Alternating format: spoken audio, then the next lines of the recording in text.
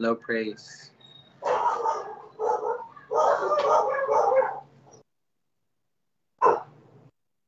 Sige po, good afternoon sa lahat.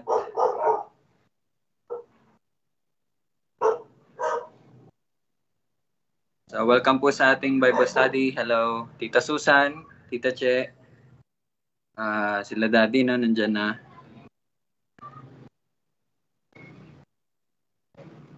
Yan, sila Jamie, andyan na rin. And ayan, welcome po sa mga nanonood din sa online. Si Jenny Rose, na-invite ko siya kanina. So, kung nanonood ka, magpatuloy ka lang manood. And then si Avril din. Avril, hello, kung nanonood ka na. And si Tita Bing din. So, nanonood sila online. Sa online kasi sila nanonood.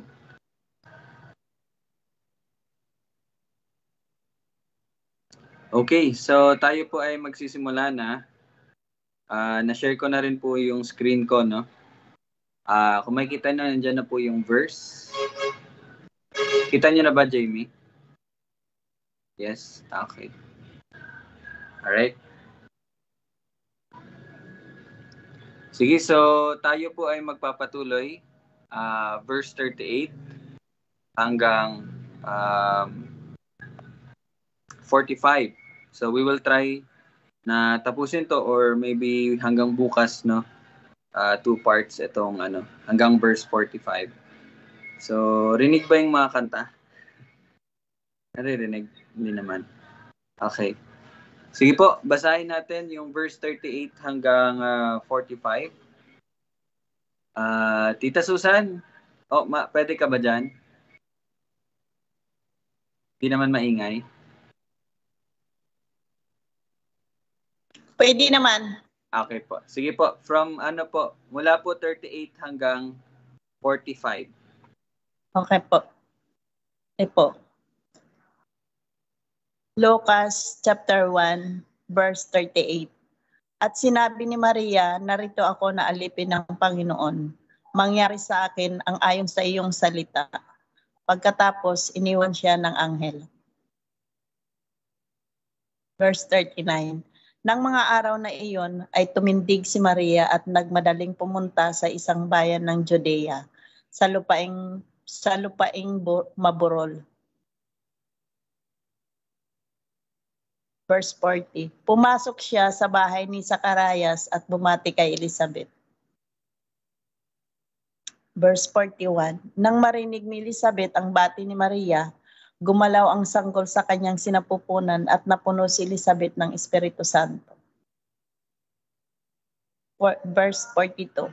Sumigaw siya ng malakas at sinabi, pinagpala ka sa mga babae at pinagpala ang bunga ng iyong sinapupunan. Verse 43. Bakit nangyari ito sa akin na ako ay dapat dalawin ng ina ng aking Panginoon? Verse 44. Sapagkat nang ang tinig ng iyong pagbati ay aking nadinig, gumalaw sa tuwa ang sanggol sa aking sinapupunan. Verse 45. Mapalad ang babaeng sumasampalataya na matutupad ang mga bagay na sinabi sa kanya ng Panginoon. Palain ng pagbabasa ng salita ng Panginoon. Amen. So yan po ang ating pag-aaralan for today at bukas po, no? Tayo po ay manalangin muna. Sige, let us pray po. Panginoon, kami po ay lumalapit muli sa iyo at salamat dahil sa pamagitan ng pagliligtas ng aming Panginoon na si Jesucristo ay kami ngayon ay nakakalapit na sa iyo.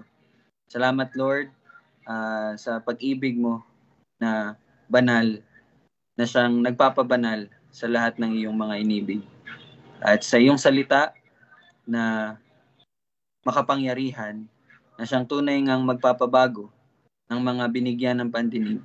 Salamat dahil ito'y maunawaan ng iyong mga binuhay, ng iyong mga binigyan ng paningin at binigyan ng pandinig. Salamat sa banal na Espiritu na siyang nasa sa amin, na siyang nagtuturo at naghahayag at nagpapaliwanag ng iyong salita. Na ito'y maging tunay sa buhay ng bawat isang niligtas mo, Panginoon. Salamat sa kagalakan at kasabikan na nasa puso ng iyong mga niligtas upang marinig, mapag-aralan, makilala ka, at masunod ang iyong kalooban. Ito aming panalangin sa pangalan ni Jesus. Amen. Pa-stop pa ako, Jimmy. Okay. Okay na po. Okay na? Okay. Sige po, babalikan lang po natin yung verse 38. May mga bagay lang po ako na gusto din idagdag. May mga words lang po tayo no, na bibigyan po natin ng diin at pansin bago po tayo magpatuloy. By the way, kamusta po kayo?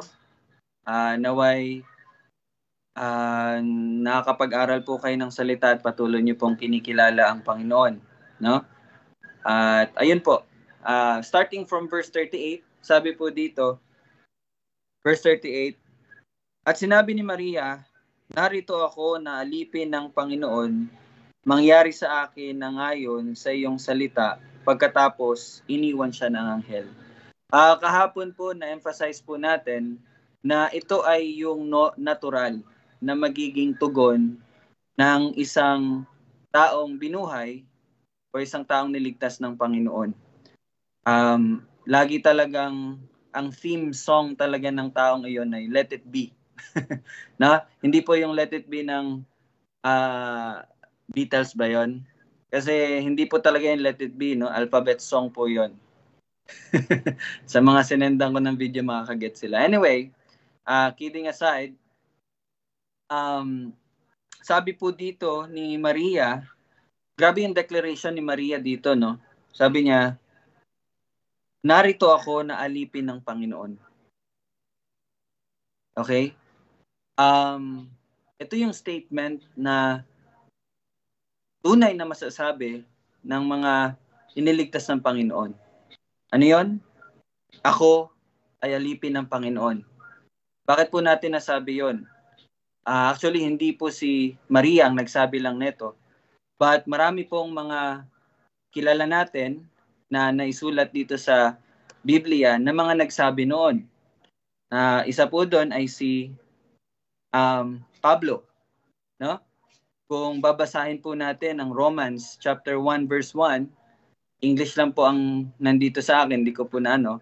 Pero pakinggan niyo po anong sinabi niya. Hindi, pakita ko na lang po para mabigyan natin ng diin, no? Romans chapter 1 verse 1. Sabi niya dito, si Pablo, na alipin ni Jesucristo, tinawag upang maging apostol, ibinukod para sa ebanghelyo ng Diyos. So Pablo, declaring kung ano siya o kung sino siya.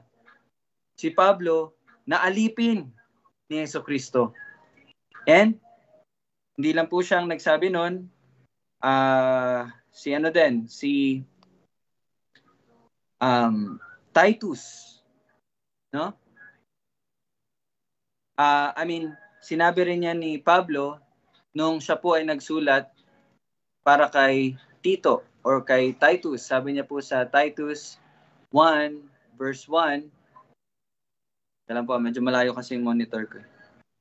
Si Pablo, na alipin ng Diyos at apostol ni Jesucristo sa ikasusulong ng pananampalataya ng mga hinirang ng Diyos at ng kanilang pagkilala sa katotohanan ayon sa kabanalan. So again, Paul addressing himself as a slave of God. And even si James, sabi niya po sa James or Santiago, chapter 1 verse 1, ganito po ang pagpapakilala niya sa kanyang sarili. Si Santiago, na alipin ng Diyos at ng Panginoong Hesukristo, ay bumabati sa 12 lipi ng nasa pangangalan. Okay?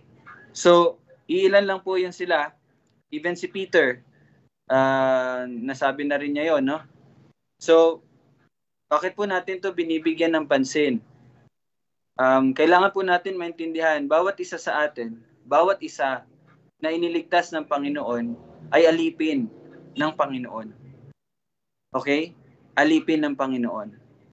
So, lang, kanina, nung nabasa ko lang din ito, masasabi ba natin, kapag tayo ay nagpapakilala sa ibang tao, ay, ako pala si Ryle Andy. Ryle Andy kasi nagpapakilala ko, hindi Ryle Andit. Sabi ko, Ryle Andy. Hi, I'm Ryle Andy. No, masasabi ba natin na I'm a servant, I'm a slave, no? I'm a slave of God. Kaya ba nating sabihin iyon?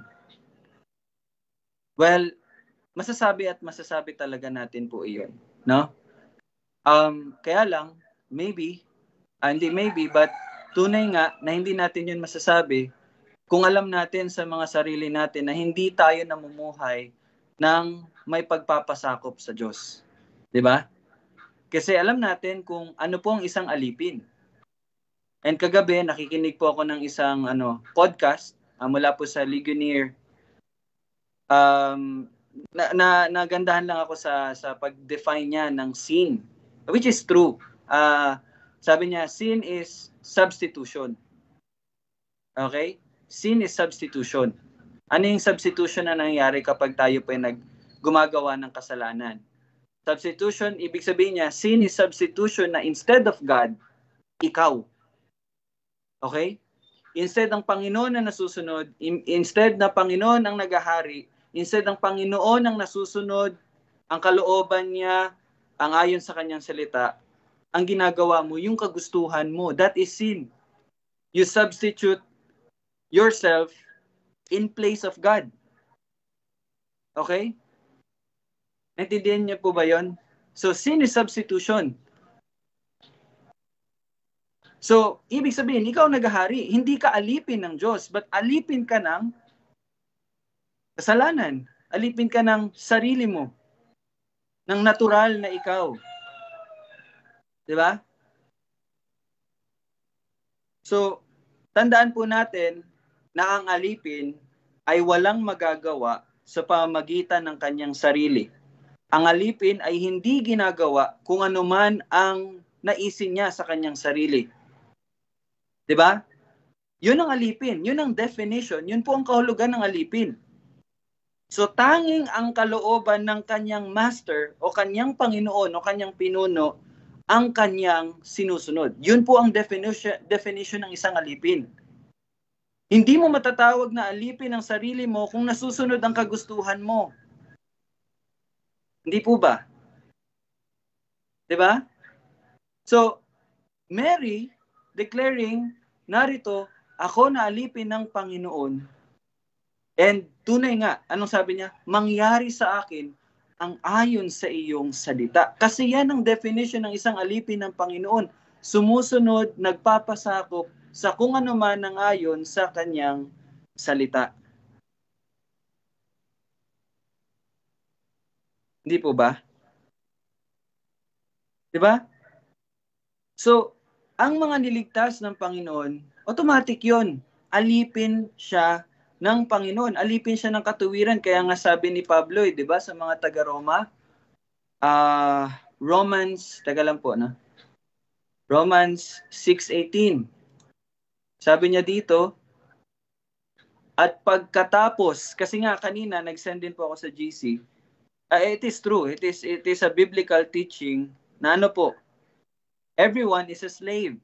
And nabanggit na to ni Kuya, yung tinatawag na free will. 'Di ba?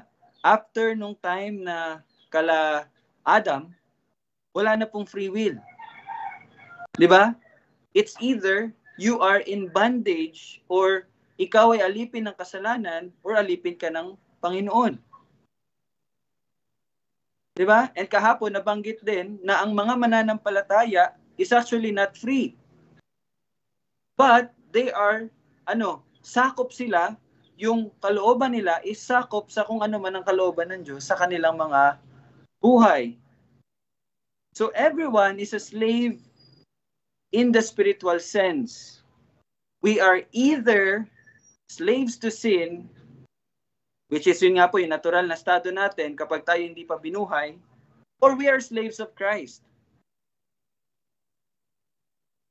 Yun lang. Diba? So sabi niya, Romans 6:18, at pagkatapos na mapalaya kayo sa kasalanan. Okay? Pagkatapos na mapalaya kayo sa kasalanan, yung spiritual, yung sinful nature natin na hindi na tayo bounded, hindi na tayo yung sakop ng katawang kasalanan or makasalanan, dahil nga sa pamagitan ng pagliligtas ng Panginoong Hesukristo. Ano nangyari sa atin? Naging mga alipin kayo sa paggawa ng matuwid. Hindi po ba? Diba?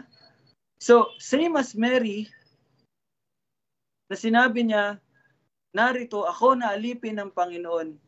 Bawat isa sa atin na niligtas ng Panginoon ay alipin ng Panginoon, alipin ng paggawa ng mabuti.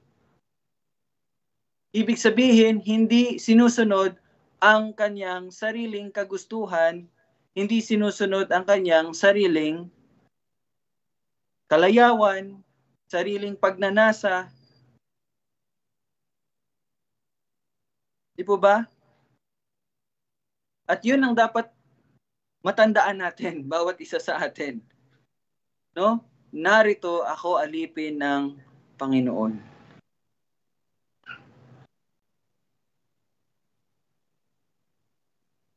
So kapatid, kung ikaw man ngayon, no, yung mga nakikinig sa atin, let me remind you, hindi ka na alipin ng kasalanan. You are free. You are free. And you can live, no? Kaya mong mamuhay. Why? Kasi niligtas ka na, pinalaya ka na, at ang Espiritu Santo ang siyang magbibigay ng kapangyarihan sa atin, no? Upang maging tagumpay. Kaya nga sabi, natatandaan ko, binanggit ko po sa nung Sunday, Sunday ba yan or two Sundays ago, ang iglesia hindi yan parang hospital na pupunta ka doon para galingin ka kasi nasugatan ka na. No, but ang indwelling, no, ng Holy Spirit is parang nasa army ka daw, na pinibigyan ka ng lakas upang maging matagumpay ka sa laban. Hindi yung natapa ka na, natalo ka na, nagkasala ka na, tapos doon ka pagagalingin. Hindi. No? So, ayun lang, kapatid, no? Kung naririnig mo to, malaya ka na. No? May kapangyarihan. At sabi nga, 'di ba, sa John 4:34. John 4:34 ba? 1 John 5:3. Sabi po sa 1 John 5:3. Basahin po natin, sapagkat ito ang pag-ibig sa Diyos, na ating tuparin ang kanyang mga utos, at ang kanyang mga utos ay hindi pabigat. Hindi pabigat. It's not burdensome. Hindi siya bagay na mahirap gawin. Hindi siya bagay na magiging labag sa kalooban natin na gawin. But dahil tayo inibig ng Diyos, tayo ay natuto na umibig sa Kanya, at binigyan tayo ng kakayanan na umibig sa Kanya dahil binigyan tayo ng pusong laman. So ang pagsunod sa Kanya is a delight, kasiyahan, kasabik-sabik para sa atin. Hindi siya yung yung KJ naman. Hindi ko na magagawa yung ini-enjoy ko na kalaswaan, kalayawan. Diba? So, ayun lang. Yun lang po ang gusto kong may dagdag. Sige, Tol. Baka may madagdag kayo, mga kapatid. Ayan. So, ayan. Good afternoon. Salamat sa pagbibigay sa atin ng malinaw na exposition nitong salita ngayon na ating nababasa sa talata 38, no? So, yun nga, Pablo identified si Santiago, he identified, no, as slave or yun nga, alipin. So, sa mga nakakarinig, no, tayo biglang iglesia, sapagkat ang iglesia lang ang binigyan ng tenga at mata upang makarinig at makakita ng kaluwalhatian ng Diyos, no, ayon sa kanyang salita. So, i-emphasize na natin yung pagiging alipin. Hindi ba kayo nahihiwagaan bakit napaka-proud nitong mga taong to na magsabi na sila'y alipin nga ng Diyos? Proud, meaning medyo pangit pakinggan yung proud, pero that is what it is. They are proud. Ibig sabihin, hindi nila ito tinatago. No? Nang sila Pablo ay naglalayag kung saan-saan man siya napunta, ito ang kanyang pag-identify sa kanyang sarili. Ang pinaguhugutan nun is kasi yung pagpapala na meron doon sa salitang iyon. Alipin ng Diyos. Ibig sabihin, ito lang pa, napakadaling para pag sa tuwing naririnig niyo yung alipin, hindi na kayo mahuhulog doon sa ano ba yan? Hindi ang KJ naman, hindi ko na magawa yung mga gusto ko pang gawin noon. No, nung ako ay alipin din ang kasalanan, no? Ito na lang ito yung para maging encouragement sa inyo. Alipin kayo kasi mga bayad kayo. Binayaran kayo, tinubos kayo. And even in the context ng mga Hudyo, being a slave is not something na parang ikakahiya mo. Actually, when you are a slave, kunyari, balik tayo dun sa Old Testament. Kapag ikaw ay alipin ni Abraham, ibig sabihin, kasali ka sa kinship ni Abraham. Ibig sabihin, kasali ka sa kanyang mga tauhan. Ngayon, ang tauhan kasi sa atin, parang, alam niyo yun, kinakawawa eh. But, in the context of the Bible, kasi we are reading from the Bible, hindi tayo nagbabasa sa history book, sa ano ba yung mga books, ano ba yung mga cultures noon, hindi tayo nagbabasa from African slavery, hindi po yun. We are reading from the Bible, the Word of God. At yun na lang ang ipasok nyo sa mga isip nyo. Bayad kayo. Kumbaga, tinubos kayo. You are bought with a price. Kasi hindi ka naman magiging alipin in Jewish, yun nga, yung sa context ng pagiging alipin sa mga Hudyo, if hindi ka kayang buhayin ng master mo. Hindi ka magiging alipin nun. No? Pero alam nyo ba na ang pagiging alipin sa konteksto nitong nababasa natin, hindi, si Maria to eh. Kumbaga sa konteksto nung alipin na word, na yun talaga yung sense ng salitang iyon.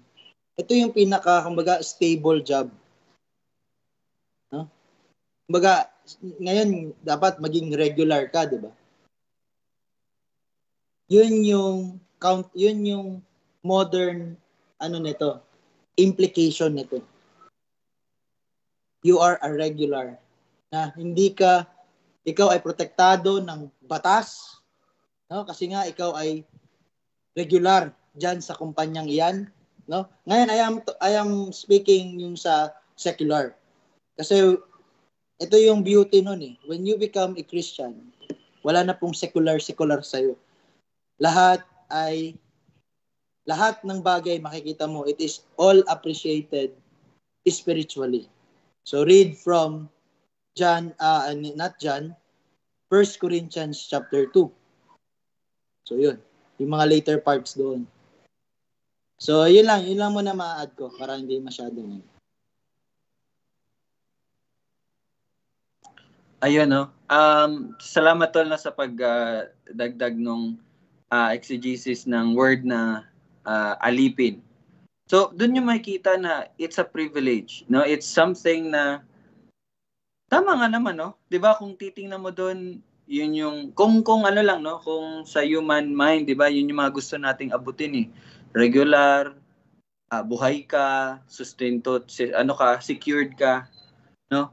And napakagandang maisip na ang pagiging alipin ay hindi talaga yan isang alipin ng Panginoon. Ay hindi isang bagay na ikakahiya, hindi isang bagay na pabigat. Bagkus ito ay napaka, 'di ba? Kumbaga magagalak ka talaga na ikaw ay binayaran. Grabe, no? At yung binayad na yon is the precious blood of Jesus Christ.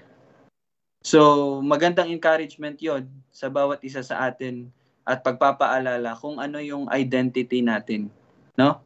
So, we praise God dahil lahat ng iyon ay biyaya niya sa atin, no? So, ayun lang, no? We are slaves. We are slaves. Napakagandang salita yung napakagandang salita pala yung salitang alipin, no? By the grace of God. So, salamat sa Kanya. So, yun lang po ang panimula natin sa verse 38, no? At pagkatapos nun, iniwan siya ng anghel, no? Iniwan siya ng anghel. So, ano na po nangyari? Now, kung magpapatuloy po tayo sa verse 39, sabi po dito, ng mga araw na iyon, ito ba tol, kapag sinabi mong ng mga araw na iyon, ano siya, sakop siya nung, kumbaga recent or parang during those time lang nangyari, like maybe span of 1 or 2 weeks, no? Kapag sinabi mong mga araw na iyon, no? Kasi si Luke kasi, ang parang ginawa niya talaga yung as much as possible yung chronological order po talaga ang ginawa ni Luke. Maingat talaga ito na ni-research, sinulat ni Luke. But by the way, yes, we know na ang author nito is ang Espiritu Santo, no? And sabi niya, ng mga araw na iyon, napaka-importante kasi, no, na maintindihan natin yung timeline nito, yung timeline ng mga araw na iyon. So, we can say na, sige, bigyan natin ng 1 or 2 weeks na, no? Kasi wala namang exact, hindi natin alam, no, kung anong ilang araw matapos ng pag-uusap nila. Basta ang sabi dito, ng mga araw na iyon, ay ano po nangyari? Ay tumindig si Maria at nagmadaling pumunta sa isang bayan ng Judea sa lupaing Maburol.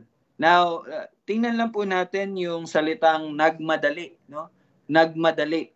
So, anong pinapakita nito? Base sa konteksto ng binabasa natin, di ba kung maalala nyo, sinabi ng anghel binanggit kumbaga ng anghel kay Maria in verse 36. Sabi niya, si Elizabeth na iyong kamag-anak ay naglihi rin ng isang anak. So, knowing, ayon sa konteksto, although hindi siya sinabi, ayon sa konteksto, knowing na sigurado naman alam ni Maria na si Elizabeth ay baog. Siguro naman alam ni Maria na si Elizabeth ay, ano yung salita doon, ano yung term doon, yung old age na ba? No? And so, it's possible na itong balita na ito, nung sinabi sa kanya, is something na amazing or something na kasabik-sabik nga. Di ba? Kasi di ba kumbaga kung bibigyan lang natin siya ng buhay in modern reaction, as in, di ba ano na siya? Ganito, ganyan. So ikaw, na kamag-anak, you will be excited kasi nga in the context of Jewish culture, yun nga, sinabi ni Kuya kahapon din, no, na ang pagiging baog is sumpayan eh. Di ba? Kumbaga, inano ng Panginoon na hindi ka magkaanak. And so, again, yes, natutunan din natin na importante ang pagkakaroon ng anak. Kasi, di ba, meron po silang na ipapasa, no, yung mana, ipapasa yung blessing, di ba, yung pagpapatuloy, kumbaga. And so, this is something na good news for Mary as well. Di ba? Kaya, it's possible na yun yung naging reaction niya na nung mga araw na iyon, siya'y tumindig at nagmadaling pumunta sa isang bayan ng Judea sa lupaing Maburol. Now, ewan ko lang, hindi ko na-research yung exact location or place. Meron po bang Sa ibang gospel books, baka nabanggit po. Pero I think si Zachariah at si Elizabeth nabanggit lang sa Lucas tol, no? Sa Matthew, Mark, tsaka sa John, parang hindi nabanggit yung story. No? Okay, so dito lang. Alright? So, but anyway, kung titingnan po natin, bayan ng Judea. Now, kung matatandaan nyo po, ang Nazareth ay nasa bayan ba or lungsod ng Galilea. Di ba? Di ba naano na natin yung mapa dati?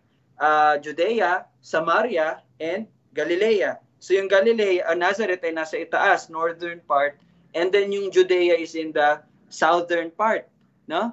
So parang Luzon, Visayas, Mindanao, nasa Mindanao yung Judea. Okay? And then pumunta siya sa bayan ng Judea, and na-research ko po, ang layo po nito is almost ilang kilometro yon. Basta ang tatakbuhin mo, kasi dati wala pang sasakyan, lakad lang or parang kabayo lang or donkey or camel, aabutin daw ng 4 to 5 days na biyahe. Mga nasa 190 kilometers daw. Around ganun ng kanang nilakbay. And sa time nila, 4 to 5 days po ang tatakbuhin, no? So, kung matatandaan nyo po, yes, yun po yung pinuntahan niya, yung sa Judea, tawag dito, lupaing maburol. Okay? So, yun lang po ang naano ko dito sa verse 39. Baka may iba po pong may makakapagbigay ng information na sana pag-aaral sa verse 39. Basta we have here the content, the setting, ilang araw lang matapos nung nakausap ni Maria si Gabriel na anghel, no? 1 or 2 weeks, and then pumunta siya and nag-take siya ng 4 to 5 days para makapunta dun sa Judea. Okay? Yun po ang nangyari. So siguro mag-proceed tayo, no? Let's proceed sa verse 40. Now, pumasok siya sa bahay ni Zacharias at bumati kay Elizabeth. Okay, so siyempre, nandun na siya, dumating na siya. Pumasok siya sa bahay ni Zacharias at bumati kay Elizabeth. Okay? Now, kung mapapansin nyo po, sige, mamaya ko na lang bigyan to ng tong 40. Maganda siguro na patuloy tayo sa verse 41 muna. Verse 41, nang marinig ni Elizabeth ang bati ni Maria, gumalaw ang sanggol sa kanyang sinapupunan at napuno si Elizabeth ng Espiritu Santo. So, tingnan natin yung 40 and 41. No? May amazing dito na nangyari at merong amazing thing na pinapakita dito na nangyari na. Okay? So, kaya maganda tong 40 and 41. So, sige po, gusto ko mo munang marinig, no, yung ating mga kapatid sa kanilang napag-aralan. Dito po, base dito sa 40 at saka 41.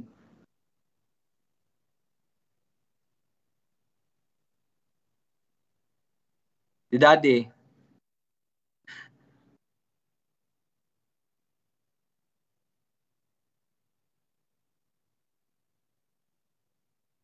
Si Gab. Kasi napapaisip na po ako, mga kapatid, na ipaghihiwalay ko yung sa babae at lalaki na sa Bible study. Pero ano pa lang yon, mga plans pa lang, pag-pray pa and titingnan pa, na para mabigyan natin ng tutukan din natin yung sa lalaki and then sa mga babae din. Pero anin pa natin, no, may mga gagawin tayo. So ayun lang, encouragement lang din, no, na mag-aral talaga. Sige po, 40 at saka 41 po.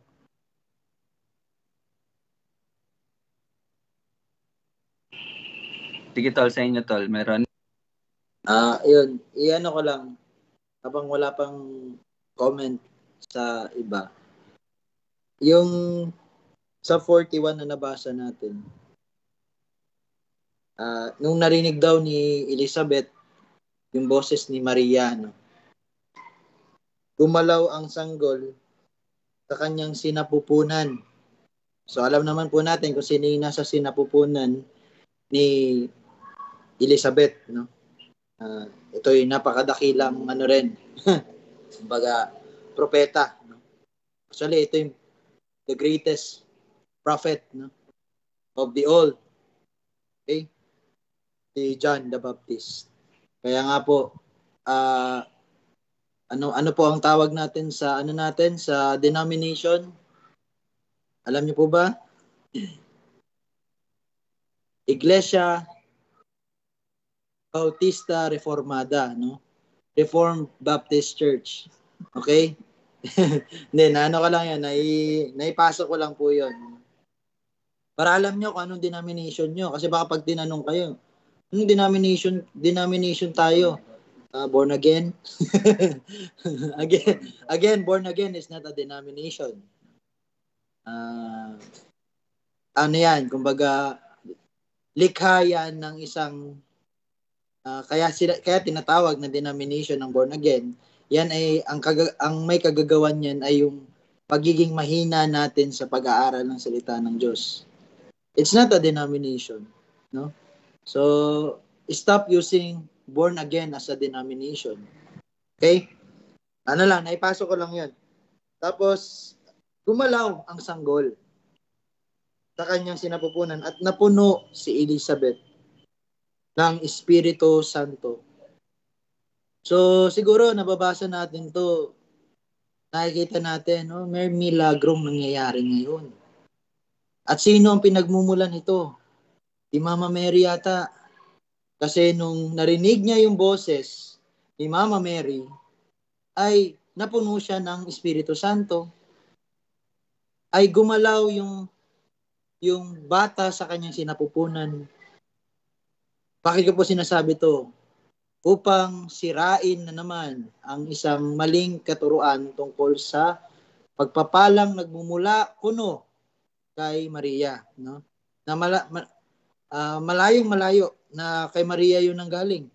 Sapagkat sino po si Maria? Alipin ng Diyos. So yan, malinaw po yun, no? Kani-kanina lang, yun ang ating pinag-usapan. And habang hindi pa tayo nalalayo, at huwag tayong lumayo sa salita ng Diyos, Mary is a slave. As you, katulad mo, you are a slave. And why will you venerate someone na ikaw rin yun? Kumaga, kaparehas mo lang. Okay? So, I have nothing against Mama Mary. Actually, kapatid natin si Mama Mary because siya ay kabilang sa Iglesia ng Diyos. Okay? I am against sa maling katuruan na nagbibigay ng ibang level kay Mama Mary. Okay? So yun, isa yun sa nakita natin dito sa verse na to. And so dahil alam na natin at malinaw na sa atin na hindi si Mama Mary yung nagbigay or pumuno sa Espiritu Santo kay Elizabeth noong mga panahong ito. So ngayon ang pag-aaralan naman natin is yung word na pagpupuspos o pagpupuno ng Espiritu Santo. Ano nga ba yung nangyari dito? Ito lang ba yung time na si Elizabeth ay napuspos ng Espiritu Santo o may ibang kahulugan itong mga salitang ito? Okay? Kasi 'di ba, when we read from Acts, 'di ba? Binasa natin yung mga gawa, 'di ba? Pinaghintay muna yung mga apostol ng ating Panginoong Hesus bago sila naging commandment ng Panginoong Hesukristo na antayin ang pagpupuspos ng Espiritu Santo at nangyari nga. Kaya ditong rin po nagmula yung tinatawag na the Pentecost, which by the way again is a denomination. Pentecostalism. Okay? And it is ngayon in our modern time, no? Ito ay mas malapit dun sa Pentecostalism. Ang pinakamalapit na diyan na tawag dito na denomination. O yun nga yung kumbaga kadikit ng denomination ng Pentecostalism is charismatic. Okay? So, when you read of charismatic brethren, Pentecostal brethren, which by the way, ngayon ko lang pala nalaman na Hindi ngayon, ano? I mean, ganito tayo magsalita. Katulad din sa Bible, kaya maging maingat tayo. Ngayon ko nalaman. Kasi ako ay nasa estado ng ngayon, hindi ng noon. Pero hindi yun nangangulugan ng ngayon ko lang to nalaman. Okay? Ngayon ko nalaman na yung mga Pentecostal pala ay nagkakatalo rin. Diba? Meron na silang division. Ano yun? Merong Trinitarian na Pentecostalism at merong oneness Pentecostalism. And yun yung inaano ko ngayon, yung pinag-aaralan ko. Tama bang pag-aralan natin itong mga maling katuruan na to? Well, kailangan mong aralin. Okay? Kasi makakasalamuha mo itong mga to. And how can you evangelize them? Siyempre, dapat alam mo kung ano talaga yung pinaniniwalaan nila. Okay? So, yun, charismatic Pentecostalism. So, isa rin to sa, kumbaga, delikado natin na maging, if you are one of this denomination, medyo delikado. Bakit ko po sinasabing delikado? Kasi from the word itself, yung charismatic is something to do with ano po kasi yun yung alam niyo yun, yung meron kang direct contact with the Lord Jesus Christ. Na para bagang when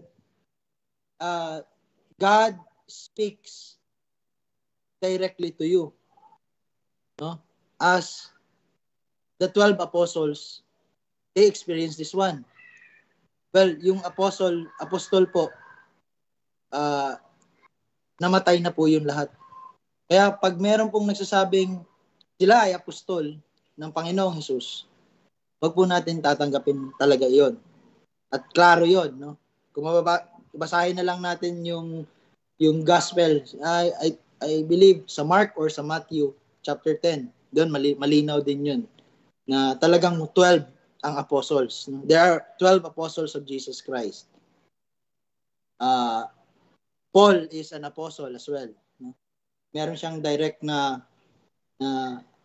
pagpapala or hindi pagpapala yung pag-assignment, anong tawag doon? Pagtatalaga. Okay, pagtatalaga. So, medyo malayo na, no?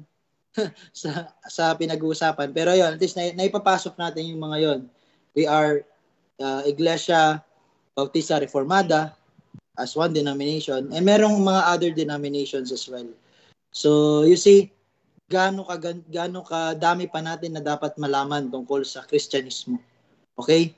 So, yun lang. Though, kasi gano'n naman, free naman tayo mag-share, di ba? And from this verse, at least, kumbaga, na-guide din ako to, so, which definitely, yung pagpupuspos dito ng Espiritu Santo ay hindi lang naganap sa instance na yon na narinig niya si Mama Mary. And siguro, yun yung magiging ni Ray. So, yun lang muna to. Sige, Dad.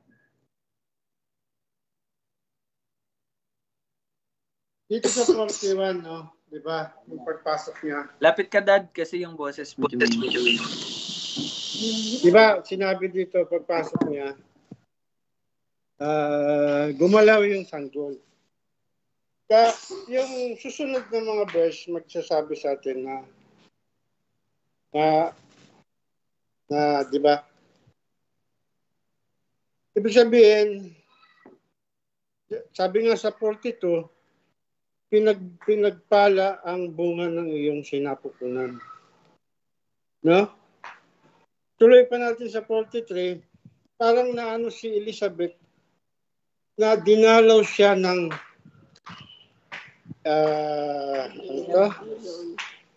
dinalaw siya ng ina ng aking Panginoon. Kumbaga yun yung mga parang Mother of God.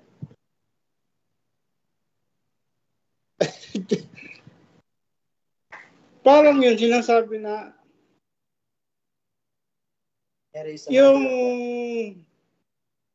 yung sinabi ng anghel na si Gabriel, nangyari agad.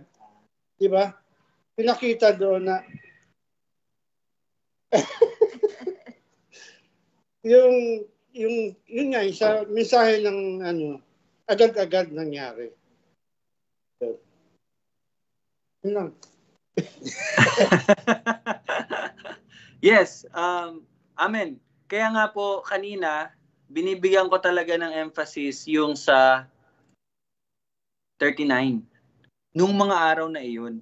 Di ba? Nung mga araw na iyon, again, kaya nga po binibigyan natin ng emphasis yun kasi may nangyari nung mga araw na iyon. Yung kumbaga, matapos lamang ng pagkakahayag ng anghel na si Gabriel kay Maria na siya'y magkakaroon ng anak. No? Siya'y lililiman ng Espiritu Santo at yun nga, dadalhin niya ang anak ng Diyos. Pagkalipas lamang po ng ilang mga araw or at isa or dalawang linggo, ito na yung nangyari.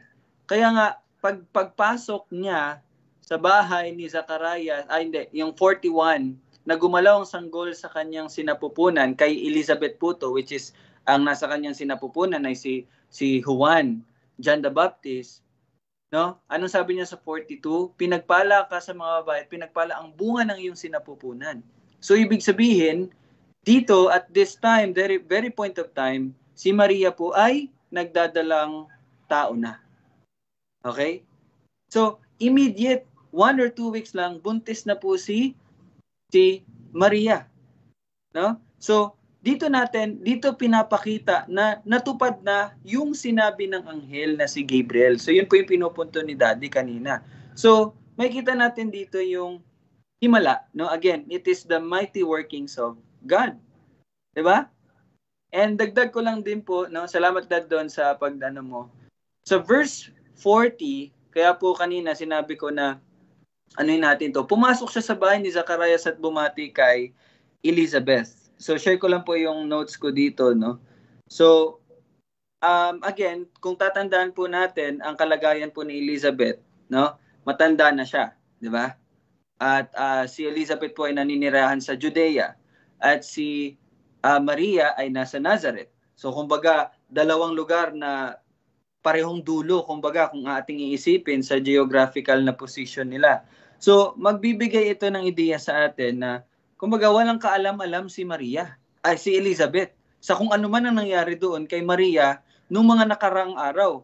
And by the way, wala pa pong Wi-Fi nung time na to. Wala pang cellphone nung time na ito. Hindi ko lang alam kung meron na bang email or mail, no? Pero wala pa silang ganong mga komunikasyon. So how come, kung mapapansin natin, the very first time lang na nagkaroon sila ng contact sa pamagitan ng kung titingnan natin yung konteksto, hindi natin alam kung kailan sila huling nagkita. Pero mula doon sa 6 na buwan, 'di ba? 6 na buwan na po nabuntis si Elizabeth. And wala pong nabanggit na nagkita silang dalawa ni Maria. And take note, nung time na iyon, doon lang din nagpakita ang anghel na si Gabriel at ilang araw lang nakalipas pumunta si Maria doon. At pinakaunang parang interaction or contact na malapit silang dalawa is verse 40. Pumasok siya sa bahay ni Zacarias at bumati kay Elizabeth.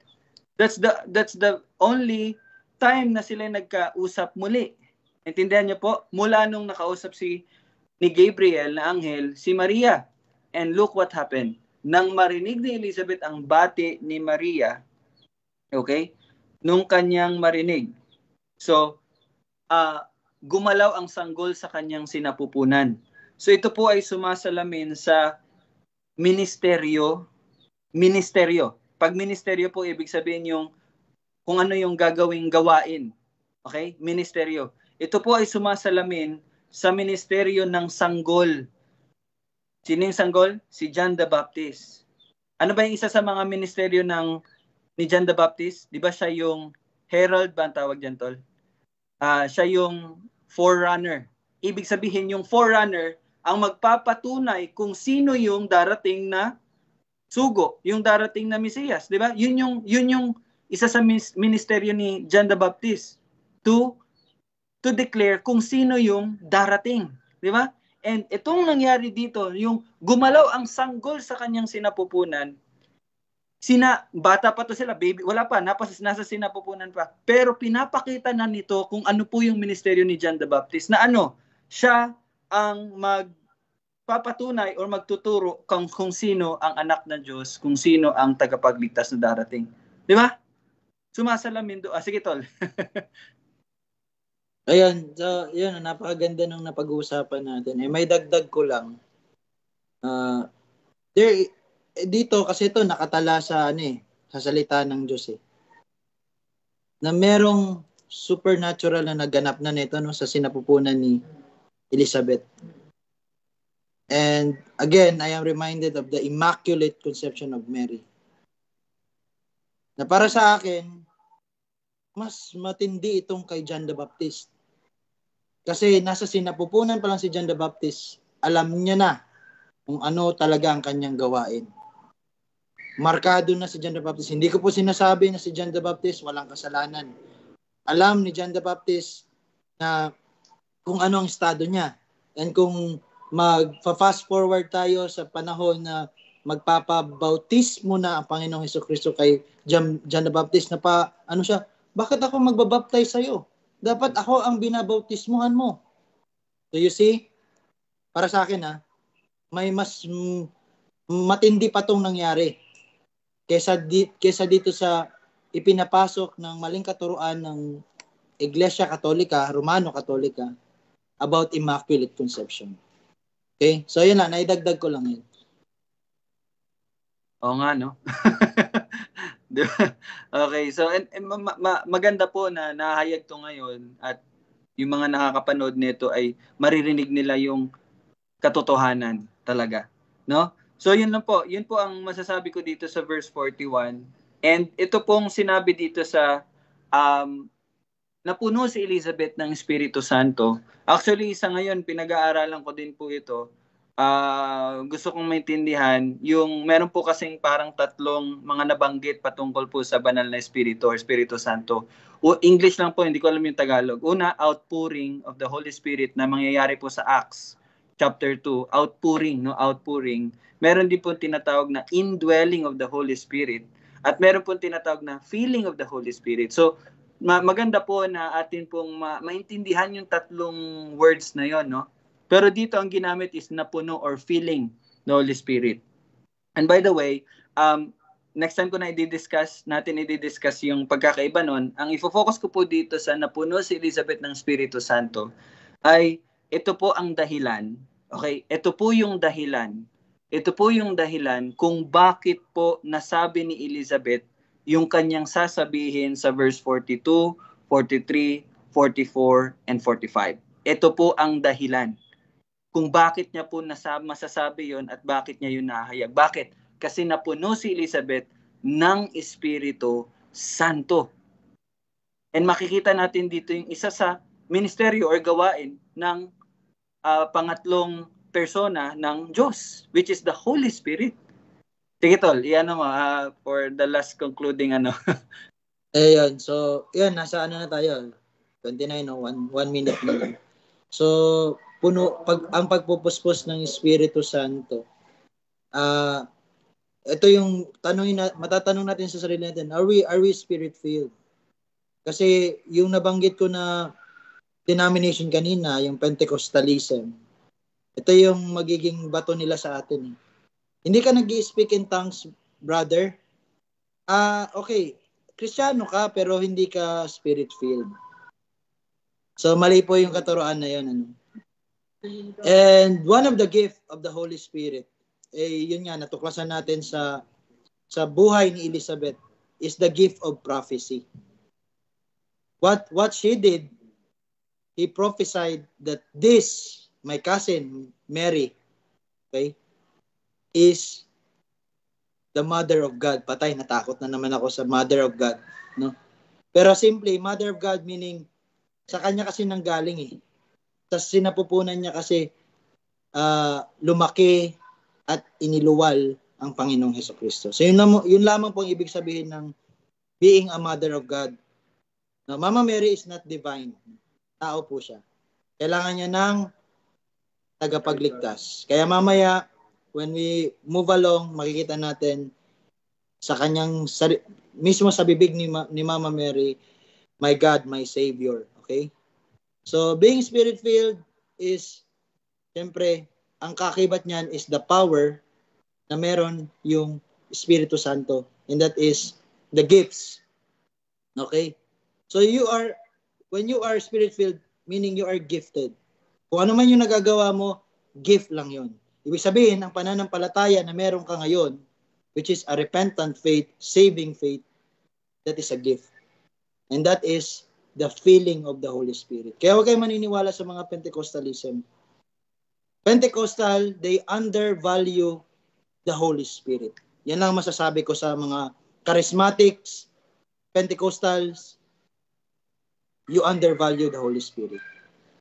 Lagi pa namang sa pulpit nyo, Holy Ghost, Holy Spirit, but totoo, ang ginagawa nyo ay ano lang, ano lang yan, lip service lang po yan. That is lip service. Pero sa inyong mga ginagawa, hindi nagpapakita na kayo ay puno ng Espiritu Santo. So, yun lang. Ayun, no? So, magandang warning or paalala po din sa mga wala naman siguro sa atin, no, na nakabilang doon kahit dati, no? Pero maganda ito na nahahayag at sa sooner magagamit din ito na magturo at maghayag talaga ng katotohanan patungkol din doon sa mga maling katuruan, no? At yun talaga ang atin pong kinakalaban, no, yung mga maling katuruan na yun nga, yung sinabi ni Kuya, naga-undervalue. Ano ba yung sa Tagalog? Kumbaga, binababa, no, kung ano talaga at kung sino talaga ang banal na espiritu, at yun, kasama na din doon kung sino ang Panginoong Hesukristo, kung sino ang Diyos, no? So, kaya mag-aral tayo upang, yun nga, sabi nga din ni Pedro in 2 Peter chapter 3 na lumago tayo sa pagkilala sa Panginoon upang hindi tayo maligaw sa mga maling katuruan. So yan po ang paalala ni Apostle Pedro, no, nang siya po'y sumulat sa mga mananampalataya. At ganun din magiging paalala sa bawat isa. Sige tol, kung may dagdag ka pa, dagdag mo na din, closing prayer. Okay, konti na lang. So, yun, nakita natin ang Espiritu Santo na personified naman ng Espiritu Santo sa atin bilang mga pinuno ng Espiritu Santo. At sa salita, no, ano yung symbol ng Espiritu Santo? Fire. No? Fire. Kaya nga po yung mga kapatid natin, or hindi kapatid, I mean, yung binanggit ko nga na mga charismatics, sila po ay nasa delikadong posisyon dahil sa ginagawa nila. Undervaluing the Holy Spirit is blaspheming the Holy Spirit. No? And strange fire. Kumbaga, ito ay hindi banal sa mata ng Panginoon. So, yun lang. Mapag-uusapan naman natin yan. Kumbaga, ang ginagawa ko lang dito, pinapasok ko lang para at least yun, maging assignment na natin. So, yun lang. And let us close this. Come to the Lord. Father, you are the one true God. You are our Lord. And Jesus Christ, the second person of the Godhead, is the Lord of all. He is the Lord of Lords and the King of Kings. And ito sa pinag-aaralan namin ngayon sa Lucas, tungkol sa dalawang bata na sa amin ay nagsilbi bilang yung isa ay pinakadakilang propeta ng lumang tipan. At ang aming Panginoong Hesukristo naman ay ang una at pinakadakilang propeta ng bagong tipan. na kung saan kami ay nakikipagtipan sa iyo, Panginoon. Hindi kami nalalayo sa iyo sapagkat ikaw na mismo, you reconcile us towards you through the blood of your Son, Jesus Christ. He is the Son of Man, He is the Son of God, and we believe Him because He is God, and we believe Him because we are filled by the Holy Spirit. And we thank you, Father, for you are a triune God. Hindi ka po nagbabago. At kung sino man po ang mga bibig, mga tao na tinatakpan ang iyong katotohanan, ito ay dahil pinatigas nyo na po ang kanilang mga puso. Ito po ang dahilan why they undervalue the Holy Spirit, why they blaspheme the Holy Spirit, which is unforgivable sin. It is because you hardened their hearts. But Father, thank you for not hardening our hearts. Baliktad po ang inyong ginawa. At ito po ay nagbigay sa amin ng pagpapala. Hindi lamang po kami natutuwa, kundi kami po ay binabalot din ng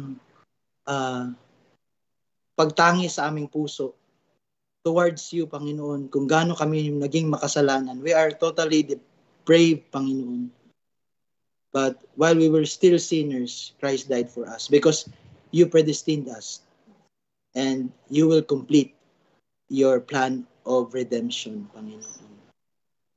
Ito po ang aming panalangin sa pangalan ni Jesus. Amen and amen. Amen. Amen. Thank you po, Tita Che, Tita Susan, and Rodriguez and Ritz na Mendezes, Arshan. And sa mga nanood sa online, si Avril nanood, si Jenny Rose nanood din. Tita Bing, I hope na nanood. Hindi ko nakita, hindi ko na-check eh. So, see you po. Bye-bye. See you bukas. God bless.